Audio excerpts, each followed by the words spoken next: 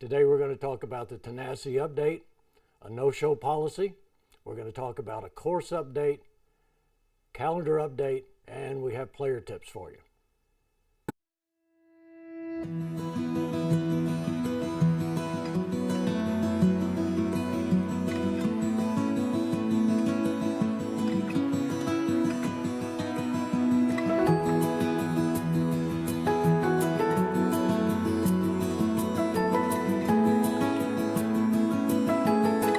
Welcome to Golf Talk Episode 3. I'm your host, Pat White, and joining us today is Director of Golf, Casey Flanagan, and Director of Golf Maintenance, Wells McClure. How are you, Pat? I'm doing great, guys. How are you doing? I'm doing well, Wells? thanks, Pat. Okay.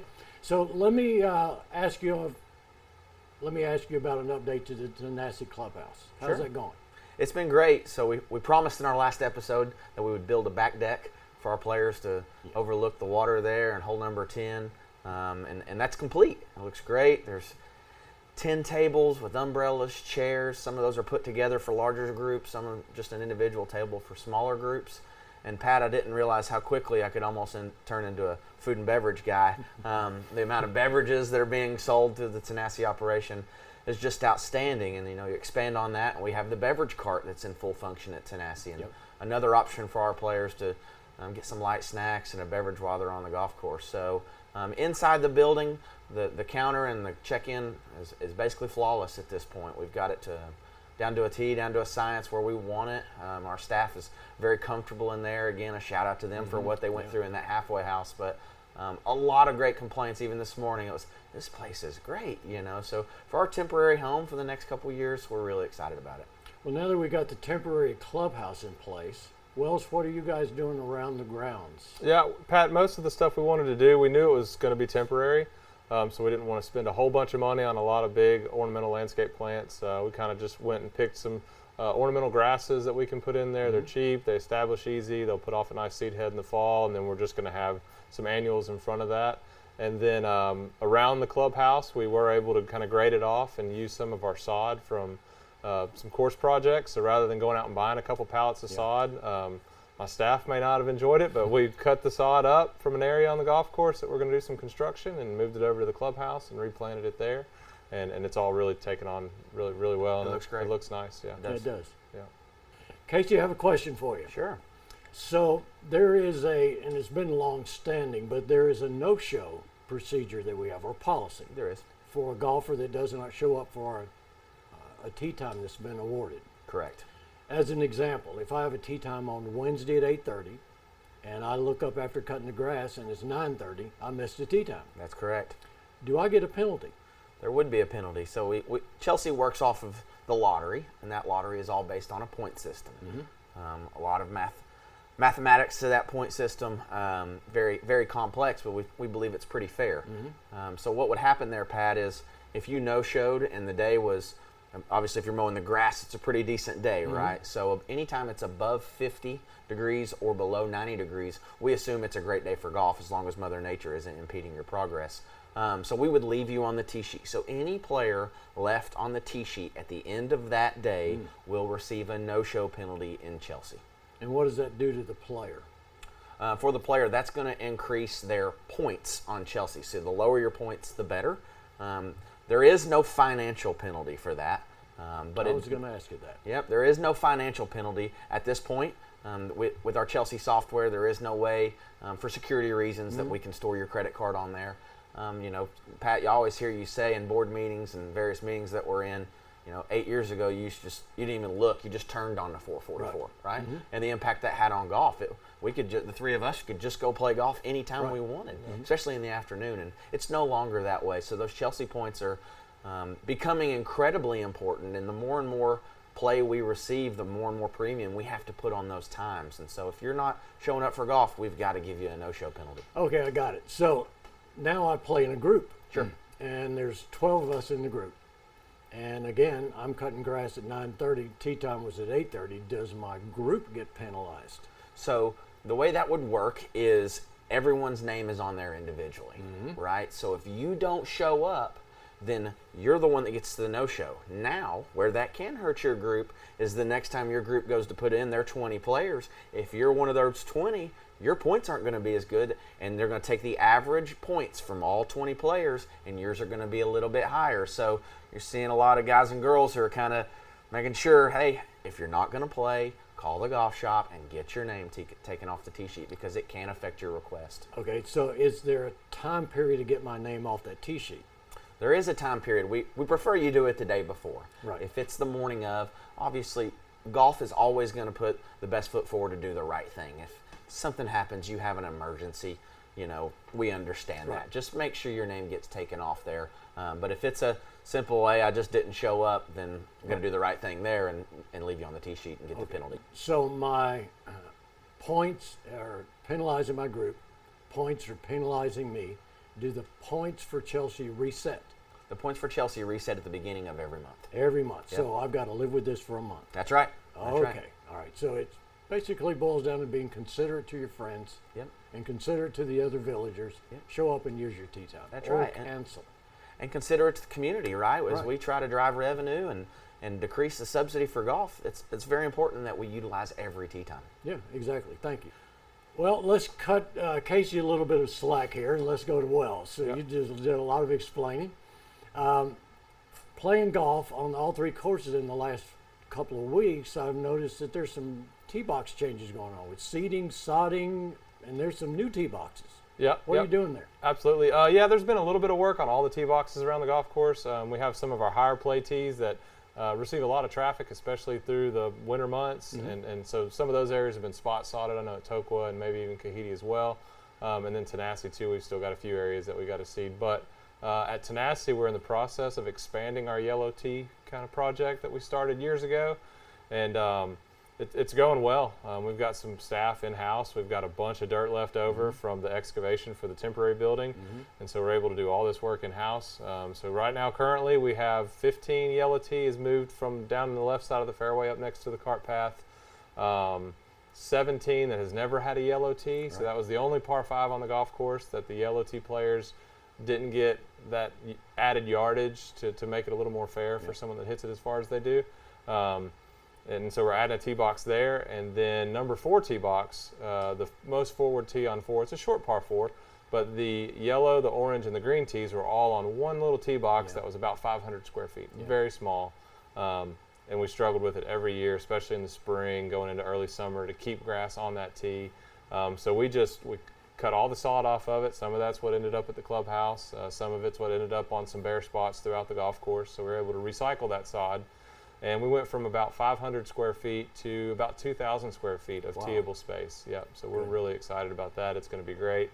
Stephen Urbanski and my assistant superintendent, Sam Whited, have done a fantastic job on these, and they really enjoy getting out and making these course improvements, because it's a lot of work now, but it'll decrease work on us in the future and provide a better product for our golfers. So we're kind of hoping to get those 3 done and then possibly move on to number 13. And once we got all 4 tees prepped and ready, we'll just do one big sod order, probably early July, and get them all sodded. You mentioned lack of grass, and we were talking last month about, I wish you hadn't have done this, but you put an earwick. You know when you hear a song, you can't get it out? Absolutely. An earworm, not an Earworm, earwick, yeah, I'm sorry. yeah. But I had an earworm, and if it's brown, drive around. That's right. I find myself walking all over the golf course. It's getting better. I can walk in a better straight line. But what are some of the things you do during the summer Yep. that are a little bit different? So summer golf maintenance is from a agronomic perspective, as we're trying to manage our moisture, especially on greens. May was a very dry month. We had just a little over 2 inches of rain across all 3 properties. It wasn't terribly hot, but we did have some warm days. In fact, we only had 2 days in June so far above 90, and a handful of days in May that were close, but none that eclipsed 90 on the Loudon weather station. So it's been warm, but it hasn't been excessively warm. In fact, our average high for the month of May was only 77. Our average low was like 56, 57, which was great for golf and great for our bent grass putting surfaces, but our Bermuda grass that took a beating over the winter and is still trying to heal between the drought and the traffic and some of the heat, it's still having a hard time growing in. So you'll see guys out right now. We're doing some hand watering on some areas. In the mornings, every single day at all 3 courses, we manage the moisture on our greens, to a T. We don't rely on our overheads. Because if you think about, folks will see us out there with a hose and they, well, why don't you have automatic irrigation? And we do, but it's not perfect. Right. Most of our greens, whether they're 5,000 square feet and a perfect circle or 8,000 square feet and some odd shape, most of them have 4 or 5 irrigation heads. So you have these areas on each green that don't get the same amount of water as what's inside that block, as you would say, where the irrigation heads are. Yeah. So we have to make sure to get out in the mornings, check the greens, hand water those areas so that we're not out pulling a hose in the afternoon amongst play. You'll still see us out in the afternoon. We go out every day and check moisture to try and get an average, get an idea where our greens were, how much moisture they lost throughout the day, and that allows us to set up our irrigation that night appropriately. But one thing to remember from a golfer's perspective, we know we're out there amongst golf, and we do our best to not inhibit golf, but there's some times where a guy working on a green may have his back to a player, or he has found a spot that he needs to water, or it will, have wilt damage if he doesn't. So, just think about if it was another golfer up on the green. You would never think about hitting into another golfer on the green. So have that same consideration for our maintenance staff as we're out there checking the green. And most often than not, we advise our guys, if you see golf and you notice them coming, step aside, wave them on, let them know you're watching. And it sounds bad, but a lot of times the safest place to stand is next to the flag. So That's the truth. And to expand on that, I get some comments in the golf shop where people will talk about the maintenance staff working, and if you think about it, all clubs will close down a day, right? Either a Monday or Tuesday is your kind of your industry standard, but whatever day they choose, we give our guys 1 hour a week, right, where they actually get to work on the golf course. So they've got to work while we're playing golf, but you look at the product, right? Absolutely. It's pretty incredible. Yeah. So the last point I wanted to make is I'm playing Tenacity last week. Okay. I'm noticing that and remembering that we've had bunker renovations over the last 6 years on all 3 courses, reshaping, resanding, and the great drainage that you put in Tenacity, with that porous concrete. Yeah. And I'm getting particularly used to the hard, compact sand. It's angular, it packs down, particularly after rain. I walk in the bunker the other day, I hit a shot and it's soft. And I look down and there's 2 different colors of sand. Yeah. And I said, there's something going on here. Right. What is that? What did I see? Yeah. So there's a couple different factors that can affect that. One of them is, when you put the sand in your bunker, the sand on that top inch or so is getting weathered, it's getting sunlight, and so a lot of times, whether we've added a different sand or new sand, the sand 2 inches down will look clean, perfectly white because it hasn't been exposed to the elements, hasn't had the clippings blown into it, hasn't had, it changes the color of it. A lot of times the whitest the sand ever is when it gets dumped out of the truck. Yep, so a couple years ago, when Tellico did their bunker renovation and Tenacity did our bunker renovation, we were using a sand called SP55 that came out of Spruce Pine, North Carolina. Fantastic bunker sand. A lot of the top end clubs in the southeast were using it, but that supply has become kind of limited. A lot of it's being bought up by other companies not in the golf world, and in fact there's only 1 or 2 courses around that are still consistently getting that sand because they have the ability to sift it again.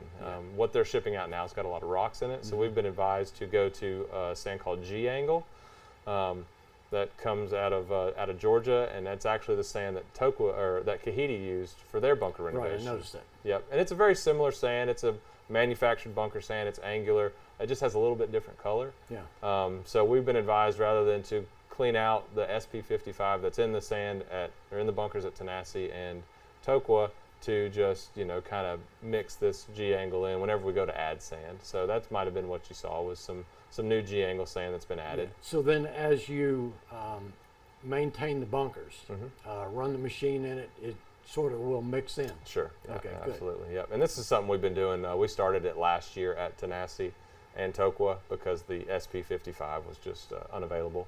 Okay.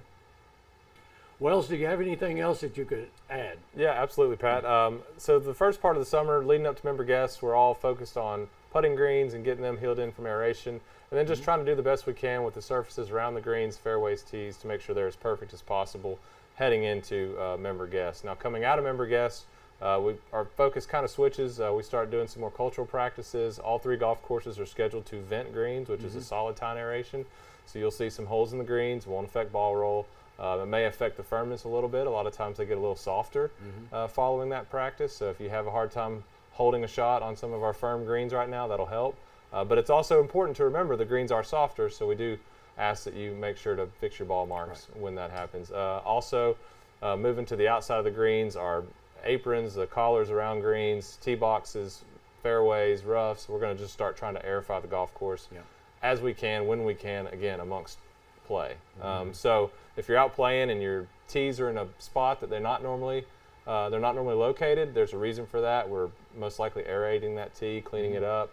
And it's just a process that we just kind of have to do when we can. So the idea is start post-member guest and be done at all 3 courses by the middle to the end of July.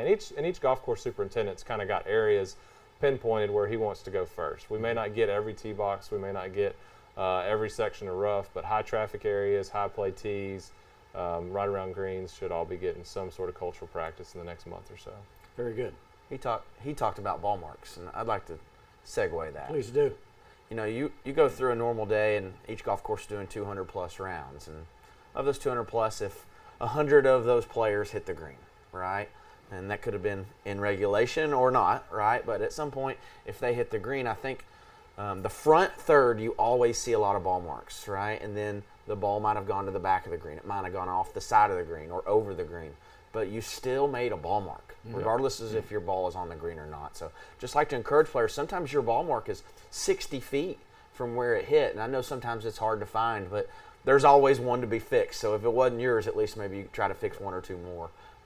You know, I see a lot of players that'll hit the green. The ball doesn't end up on the green. They go chip, they go putt, and never even remember that they actually hit the green. So just a little reminder that you did make a ball mark somewhere. Yep. Well, I play with some gentlemen that take advantage of ball marks. Yep. They'll miss a green entirely, walk up and fix a ball mark, so all the neighbors watching will think they hit the green. Hey, well, at least they're repairing the golf fixing course. One. Yeah, right. Casey, did you bring us a player pro tip? I did. This one's not from me either, Pat. This is from one of our golf professionals, and she does a great job with her students. And, you know, we always talk about the three big keys to golf, you know, in my mind are going to be grip, right, alignment, and posture. Okay. Sharon goes through a great posture segment. We'll send it to her in a minute, but I think that you'll see she can really dumb it down for you, or she can really take it to the next level. So, Sharon, if you don't mind, take them through this one, and I think you'll enjoy this. Thanks, guys. My name's Sharon Lemmelman, and I am a retired pro and now currently working again at Tellico Village, and I love it as I live here as well. I've been a playing pro, a teaching pro, an assistant pro, and a head pro, and now I'm a retired assistant pro. And I'm glad to be here. One of the lessons I give most frequently during the year would be posture. And it's not posture necessarily right at address, it's learning to make your pivot within posture. When we take our posture at address, we do 2 bends. We bend from the hips and we bend from the knees. And in order to make a great golf swing, we need to stay within that posture. When people are moving their head, a lot of things people say, you're moving your head. Well, I ask them, which way are you moving your head? Up and down, right and left? And they don't really know when they get that comment from other players. If you're moving your head up and down, well, you're moving out of your hips or your knees, period. Another thing they say is keep your eye on the ball. I'm sure you've all heard that one. The problem with keeping your eye on the ball is it tends to make someone look this way and then try to keep their eye on the ball back that way. And it eliminates the pivot. And the pivot is very, very crucial in the golf swing. What we want to do is take our 2 postures, the hip bend and the knee bend, and right now I'm going to ask you a question. What doesn't move in the backswing? Don't say your head, because I'm going to tell you it's your right knee. The right knee is what I'm going to turn into so that I have all the power I can use to generate back through the follow-through. That gives me power. If you're a pickleball player, try playing pickleball and trying to hit a strong forehand off a straight knee. This is my rock. This is my stability. Everything in my body moves except my right knee, and then I'm going to utilize that for power. I was teaching a lesson this year, and she happened to be a kindergarten teacher. Thank you, Cheryl. And she made it very, very simple to me. I said, I don't want this. This is a function of being too focused on keeping your eye on the ball and eliminating everything else. And she said, well, that looks like a teeter-totter. And I said, that's brilliant. And so I said, well, we want to turn. We want to turn. And she said, well, that looks like a merry-go-round. And I said, that's even more brilliant. And I said, but what happens is when we take our tilt, the shoulders are actually pivoting on an angle. It looks like an angle, but they're actually still 90 degrees to the spine. And when I showed her that, she said, well, that looks like a tilt-a-wheel, which is even more brilliant. So we do want to learn and make our motion within our posture. That's key to being very consistent in the golf swing. Now, if that explanation is too basic for you, I have another explanation thanks to another PGA professional who I'm copying from, and I just want to state this to you. So here's the complex explanation. I want you to revolve around a dual-point centralized fulcrum while maintaining counterpoised equilibrium. That way you can amplify both lag and drag pressure through impact fix. You see, the pivot is a utilization of multiple centers to produce a circular motion for generating centripetal force on an adjusted plane, plus to make some balance necessary for the two-line delivery path. As long as your number 2 power accumulator doesn't break down, you can reach maximum centripetal force with minimal pivotal resistance. That way you can flat load your feet as you snap load your power package. The golf swing is geometrically oriented to the linear force. It involves a physical muscular thrust and the geometry of the circle. You can divide the golf swing into 12 basic components, each having between 18 to 25 variations. So take the simple, take the complex. Back to you guys. Thank you very much, Sharon. That was kind of unique. I have now a choice. I can go teeter-totter, I can go merry-go-round, or I can go tilt-a-wheel. And as you said, dumb it down. Yep. That last part was like an astrophysicist. Yeah, I probably wouldn't go that route. That's a lot to think about, but kudos to Sharon for remembering all that. Right? Absolutely. That's impressive. Yeah. Casey, can you give us an update on the upcoming calendar events? Absolutely, Pat. As we get closer to July, we've got a couple of big events. So we're about to enter some of the what we call dog days of summer, right? Start to get a little hotter. You'll see a lot of open tee times in the afternoons and a lot of requests for those early morning 7:30s to beat the heat. But in July, the second week, we'll have July 10th through the 14th. You'll see the average age in Tellico Village get a lot younger that week. It's our junior camp. So we'll have a lot of kids, grandkids, friends, whoever it may be, people from the Knoxville and Loudoun County, Monroe County areas, but a lot of kids in that week. We anticipate about 70 kids, so it's fun. All our golf professionals will be there teaching. They get a lot of energy. You know, I've got 3 kids of my own, so I'm used to it, but it definitely changes up the dynamic at Tokwa that week. It's exciting. There'll be some emails, communications coming out for the range will be closed on those mornings for junior camp, and we'll make sure to send that information out. And then July 25th through the 28th at our Kahiti facility, we're hosting the Tennessee Golf Association State Amateur Match Play Championship. Outstanding. Last year we hosted the State Am women's mid-amateur. Right. So and then 2 years ago, I believe, is that correct? 2 years ago. At our Tokwa facility, we hosted the 4-ball, so senior 4-ball. Right. So we're no rookie to state events, you know, and I think it says a lot about our golf courses that they want to come and host their statewide events and crown a champion at one of our premier facilities. Right. Casey, I've been enjoying the Mark Croy physical fitness updates. Yeah, We're absolutely. stretching. Absolutely.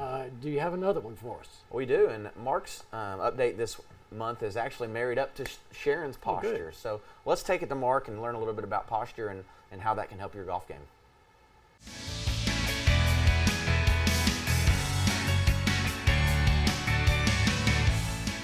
Hi, I'm Mark Croy. I'm a Titleist Performance Institute fitness professional. I have been training all levels of golfers, all ages of golfers since 2007. What I'm going to do is present to you today some great exercises. As we age, we start to lose mobility, flexibility, core. Come in and see me. We take you through a movement screen. We find out what your restrictions are, what your strengths are, weaknesses are, and we make a personalized program to help you take your golf game to the next level and keep you playing safe and having fun. Hi, this segment, what we're going to talk about is loss of posture. A couple of main reasons that you lose posture, which we find out when we take you through a TPI screen, is your inability to pelvic tilt. So to rock your pelvis in this way and then core. So what I mean by losing posture is you always hear those golfers say when they top the ball, they slice the ball, I stood up on that, I stood up on that. Well, they are standing up, but what's happening when they go into their backswing, they're straightening this leg out, they do stand up. So then when they swing, they stand up and cast their club and they hit the ball. So they're leaving their club face open. Or if you said, oh, I stood up on that when you try to stay down, then you're going to take a lot of ground and you're going to kind of hit the ball fat. So, you're going to get a lot of slicing, or you're going to over-rotate your hands, or you're going to hook. There's all kinds of things that happen from loss of posture. Loss of posture, you get a lot of swing or sliding away from the ball. And you're doing that because you can't pelvic tilt, and your core isn't keeping you stable and keeping your hips underneath of you when you swing. This is the first exercise what we're going to do to work on pelvic tilting. Like I said, with loss of posture, one of the main things is pelvic tilting and core, and I'll get to those exercises in a little bit. But what you want to do is you want to start in what's called a tall kneeling. So you want your knees hip width apart. You want to be nice and tall, so you can see how I'm hip width apart. I'm really tall here. I don't want you arching or leaning back. You're going to hurt your back and you're not going to be able to do the exercise. So what you're going to do here, and if your knees are a little sensitive, you can put a pad or a yoga mat or something underneath your knees. And again, you want to get up nice and tall, as if I had a hook on the back of my head and I just pull myself up into this position. And then what I want to do is I'm going to cross my arms here and I'm going to flatten my back, arch my back, flatten my back, arch my back, flatten my back, arch my back. Now, if you can't do that and you can't sense that you're doing that, you can put your hands on your hips and use your hands to kind of rock your pelvis. I do this a lot with my clients. If they're struggling, is you push here on the front part of on these bones up here, and then you take your thumbs and push. So you kind of let your hands help you rock. This will help you kind of get it because it is a motor pattern, a motor skill, and it's tough to get. So if you use your hands and you do this, and then once you can go to here, then you've got a pretty good idea of what you're doing. You're going to be doing it pretty well. This is a second exercise to help with loss of posture. I have Carol helping me out here. I want you to lie down like this with your knees bent this way. This is going to turn into what's called a tabletop pelvic press, or pushing your back down. And when she pushes her back down and releases it, and she's pushing on her thighs, she's optimizing core activation. So what we're trying to do is help you be successful. So anytime you can put some force into something while you're doing it, it's just automatically going to help you activate your core. So you want to lie flat on your back like this, and what you're going to do is you're going to bring both knees up in the air and pull your toes back, and you're making a tabletop. Then you're going to take your hands and put them up here on your thighs. And what you ultimately want to do is push with your hands and push your knees into your hands while you're pushing against. You'll feel your core go a little bit. And what you're really trying to do with this is get her to flatten your back out. Because when she pushes her back, push on your legs, push your back into the floor, and then you release and just let off. And then you push and you release and you let off. You push, you release, and you let off. You should feel your back go flat, and you should feel your back arch while you're doing this. And this is just very helpful to do that. And then once you get good at this, then you want to advance it. You're going to put your hands on the floor, and from this position, you're going to push your back. You're going to push your back into the floor, and this is called heel drops. You just want to do one side at a time, because if you do two, it's probably going to be too challenging. So when you lower your leg down, the whole idea of this is to keep your back flat on the floor. So you push your back into the floor and you drop, you touch your heel, and then you pull it back up, and the whole time keeping your back tight against the floor. And then come back up, and then you do the other side. Probably do like 5, 6 reps each side. Just kind of depends on your level. If you can only do 2, you only do 2. And then back up. You do each side that way. Now, the next advanced one is, if you can keep, again, you want to keep the small of your back really tight against the mat. Now you do two-legged leg drops, where they both come down, and they come up, and they come down. Again, you're always keeping the small of your back really tight against the floor, and make sure you don't hold your breath. We all like the color blue and purple, but you need to be breathing when you're doing this, okay? Down and up. And then the next advanced one is straighten your legs out, drop them down, don't quite touch the floor, and then come back up, And the whole time keeping the small. You don't want to go to this. If you start arching your back, you need to back up and do it the other way. You don't want to irritate or hurt your back. Hi, this is the third exercise that we're going to do for loss of posture. This is called a wall-assisted glute raise, and what we're going to do is you're also going to feel your pelvic shift, and we're going to work on the core. So you get not only get your glutes, you get your core, but you also get some pelvic rotation, and all of that has to work together in your swing to make sure you're stable. So this is an excellent exercise. It's really easy to do, okay? All you need is a wall and a mat. So go ahead and lie down for me, Carol. And then what Carol is going to do is this leg is straight. She's going to just rest this leg. You want to be about 6 inches from the wall. And then what she's going to do is she's just going to put her hand out here, and then the whole key to this is she's got to when she's got to push her knee into the wall. So she pushes her knee really hard into the wall, and if you see her pelvis shift, and you'll feel this in your glutes when you do this.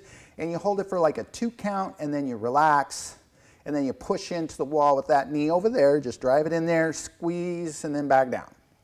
And what you do is you hold it, like I said, for a 2, maybe a 3 count, and come down. You could do like 10 or 15 reps each side would be fine.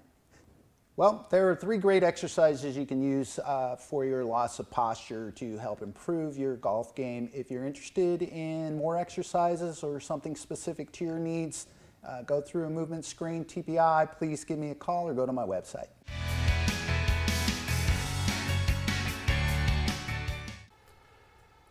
Once again, Mark, thank you very much for that tip. And gentlemen, thank you very much for participating in Golf Talk episode number 3. Thanks, Pat. And thank you all for watching, and we look forward to you being with us, Golf Talk episode 4.